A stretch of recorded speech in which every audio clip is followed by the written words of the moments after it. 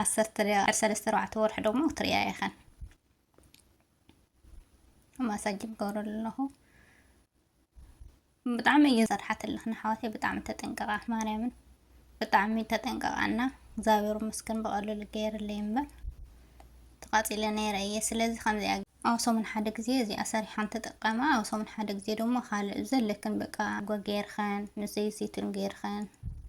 بقى زرخة خن أنا جرسي تحصات اللي خن صقر خان زخون أنا جرنا جار خان تتحص أو تتجورالو عتمانكا روز جيرن يخو حدا مانكا دمو قرنفر جيرن يخو خلت مانكا أوع خي أجا زدمو أجا دمو كم يد حارة مجمرة مسحة صخوة حنت برد ستجيرخن بقى تتقامى مالتي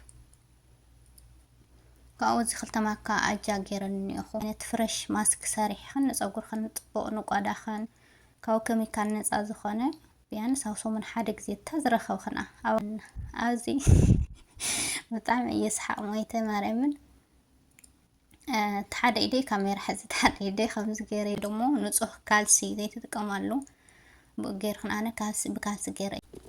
سلام نعم channel بيت سوى كما أنكم سلام ديكم أنا سلامي زاور مسكن كم تانا سلام زل هون سخون سلام تكون بعد متسفاية نذا channel حديث تسخونكم سبسكرايب بمقار بيت سوى هونو بيت سوي تخونكم دمو لايك شير نداكوركم خم تخلق زي تكورن اللي برتات عنا مالتيو ناتخم دقف ناتخم حاسة ناتخم برتتعين عاي تسفاز خونني نا برتات عني حواتي كاو لو ما عندي بحدش فيديو مزعني أخو نسيت أيوب التعمل صبغت سخونة ماسكي حزة مزعني أخو نتصور خن زرقاقة فنزدرق ما تازخونة ጫፍ ናደረቀ ቅድሚት ተበጣጠሰ ዛበየክን ቢያንስ አውሶ ምን ሓደ ጊዜ እዚኣ ተጠቃማ ማለት እዩ ስለዚ ታዩ ተጠቃም ሁሉ 4 ማንኪያ ሩዝ ገይረን ይኹ ሓደ ማንካ ደሞ ቁርንፍድ ገይረን ይኹ 2 ማንካ ኣባዕኸ 2 ማንካ ደሞ እንጣጣ ገይረን ይኹ ከኡድሓር ዝውስኸሉ ነገር ኣለኒ ግን መጀመሪያ ዞም ደረቅ ነገራት ሲኦም በደንብ ገይረ ክሓጽኦም ኣለኒ ማለት እዩ ምክንያቱ ካብ ሱፐር ማርኬት ንጹህ እየገዝእ ካብዚ ዳማዓጠር ናይ ዕጥራት ገለ ዝሸጥንየው ንጹህ እዩ ብቻ ግን ግዴታ ንቆዳና ስለዝኾነ ፀጉርና ስለዝኾነ ንጹህ ክኾን ኣለዎ በደንብ ገይርና ንሓጽ ኣለና ማለት እዩ ስለዚ ና ክሓጽ እየ ካብኡ ናይ ኣጃ እዚ ደሞ ኣጃ ደሞ كتكم يدحار مجمرة مسحات أصوخو أجانا أي شغل تونالني مجمرة زم درعنا جرات مسحات أصوخو دحرك الطلية مالتي كأوز دوما كنا كنزدلي مالت خلق زي يزولك الناس أقول خان تتكملو قوات تسرحلو 5 ماسكتات منام تسرحلو بردستي عند بردستي تتقامى مخنياتو صوغ خن فور كتحزكني مج سارح خنا لتبرد استسمليس خن 5 ماسكي قوات تسرحلو تلخن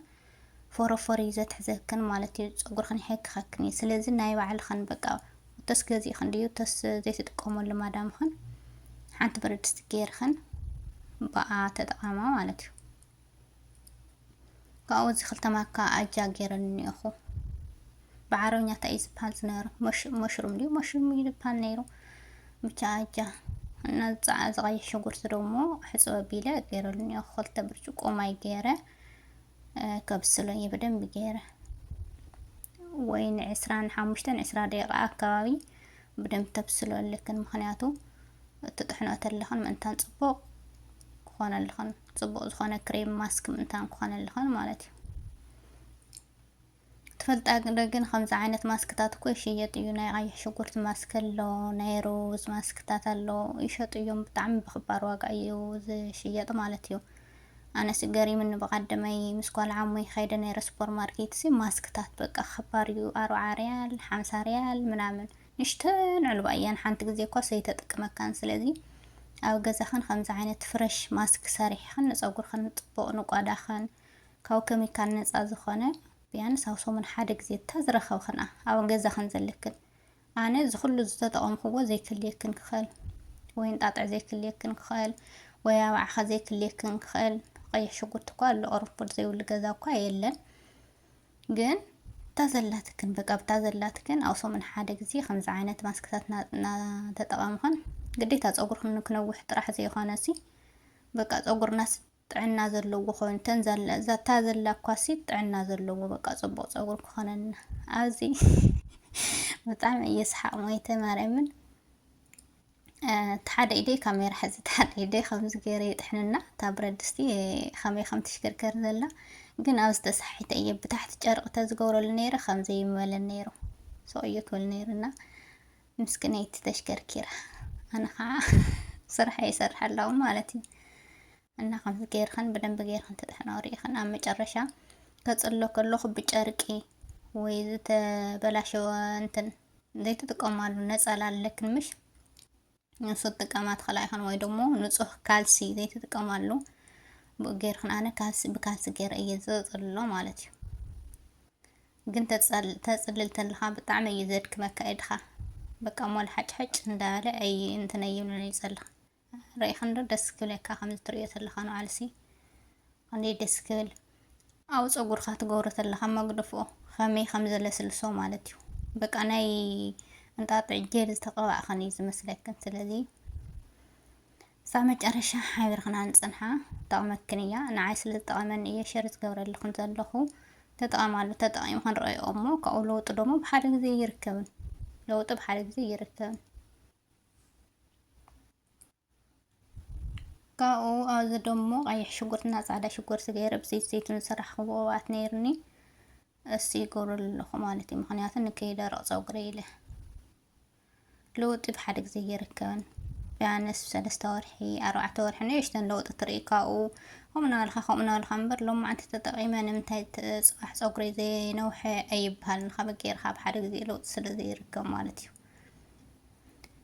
ዝኾነ ተኽሊ ተኺልከንሲ ብሓደ ግዜ ክዓቢ ይኽእል ዶ ኣይኽእልን ስለዚ ፀጉርና እውን ከምኡ ማለት እዩ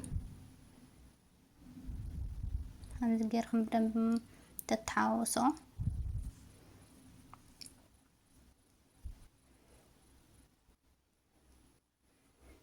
ኣብ ሰሙን ሓደ ግዜ እዚኣ ሰሪሓን ተጠቀማ ኣብ ሰሙን ሓደ ግዜ ደሞ ካልእ ዘለክን በቃ ወይ ኣቮካዶ ታሊክን ኣቮካዶ እኳ ብዙሕ ዝገዝኡ እቶም ናተይ ጭራሽ ኣይገዝኡን ሙዝና መንቋቑሖ ገይርክን ወይ ለበን ወይ ከዓ እርጎ ገይርክን ንዘይት ዘይቱን ገይርክን በቃ ዝረኸብክን ነገር ሲ ትሕፀባ ተለክን ፀጉርክን ዝኾነ ነገር እናገበርክን ተትሕፀባ ወይ ተትገብራሉ ግዴታ ብሓደ ግዜ ክነውሕ ዘይኮነሲ ተዘለኳሲ በቃ ከለሩ ፅቡቅ ኮይኑ በቃ ጥዕና ዘለዎ ፀጉር ኮይኑ ክነውሕ ያው ደስ እዩ ዝለካ ዋላ ንውሓተ ይሃልየሲ ትዘሎ ሕዚ ካብ ስራሕ መፂአ ፀጉረ ይበጥር ኣለኹ ማለት እዩ ሶፍራ እየ ገይረኒ እኹ ብድሕሪተይ ምንታን ቀባእ ከለኹ ክዳነይ ከይበላሸወለይ ሪኢክናተይ ፀጉር ብጣዕሚ ብዙሓት ኣለዎ በዚሑ ፀጉረይ ማለት እዩ ንውሓት እውን ድሓን እዩ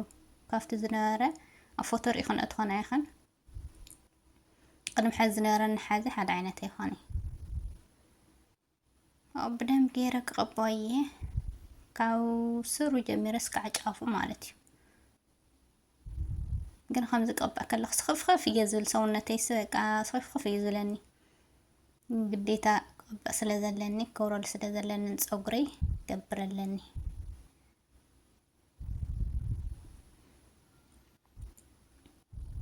ያው እስካዕ መጨረሻ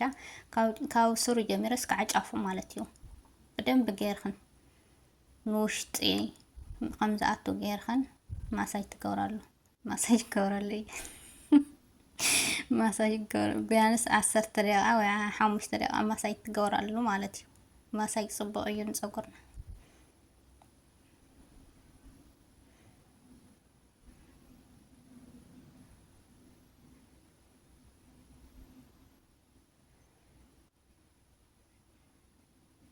ይኸው እናተይ ጨጉር ሕዚ ናነውሐለ እዩ